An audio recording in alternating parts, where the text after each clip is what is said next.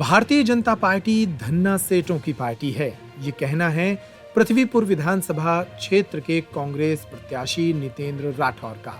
नितेंद्र राठौर को यहां कांग्रेस ने अपना प्रत्याशी बनाया है। वे उपचुनाव में भाजपा के शिशुपाल यादव से हार चुके हैं।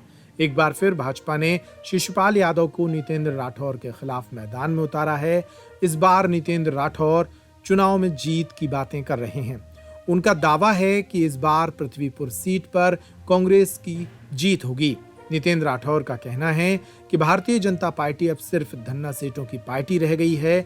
जो नेता, जो कार्यकर्ता वर्षों तक जमीन पर दरी बिछाते हैं, उन्हें टिकट नहीं दी जाती, बल्कि बाहर से लाए गए नेताओं को टिकट दे दी जाती है।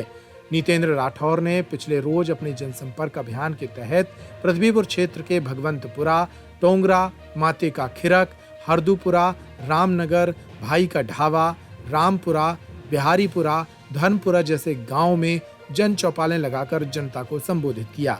इस दौरान मीडिया से रूबरू होते हुए उन्होंने मध्य प्रदेश की शिवराज सरकार और क्षेत्रीय भाजपा नेताओं पर कई हमले किए।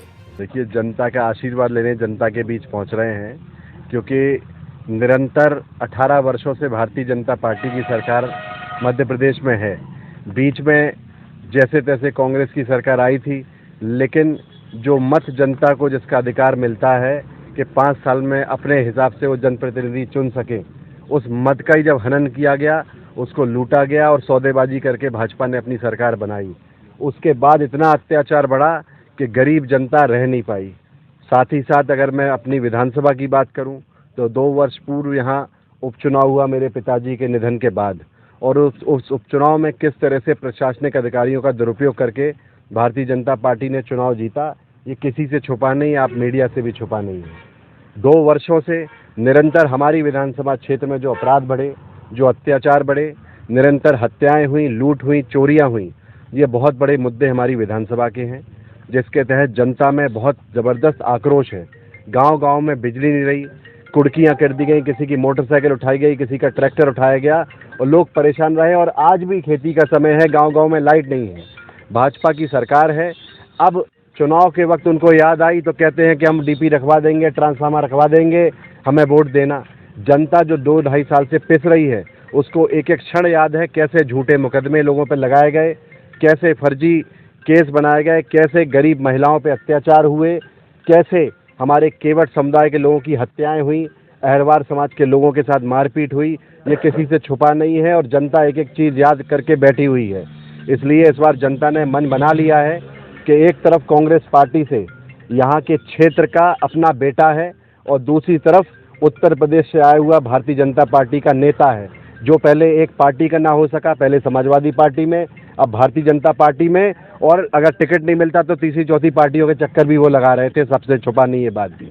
इसलिए मैं ये कहना चाहता हूँ कि जनता ने इस बार मन बनाया है और स्वर्गीय पिताजी जो कई सपने हमारे क्षेत्र में देखकर गए थे कि नदी का पानी तालाब में और तालाब का पानी खेत और कुएं में लेकर आना है, क्योंकि जब तालाब में पानी आएगा तो हमारे केवट समुदाय के साथियों को इसका मछली पालन में फ़ायदा होगा, और जब खेत और कुएं में पानी आएगा तो कुशवा समाज के साथियों को सब्जी भाजी करने में फ़ायदा होगा। और क्योंकि ये कृषि प्रधान क्षेत्र है तो लोगों की सिंचाई की बेहतर व्यवस्था हो सकेगी जब खेत में पानी होगा।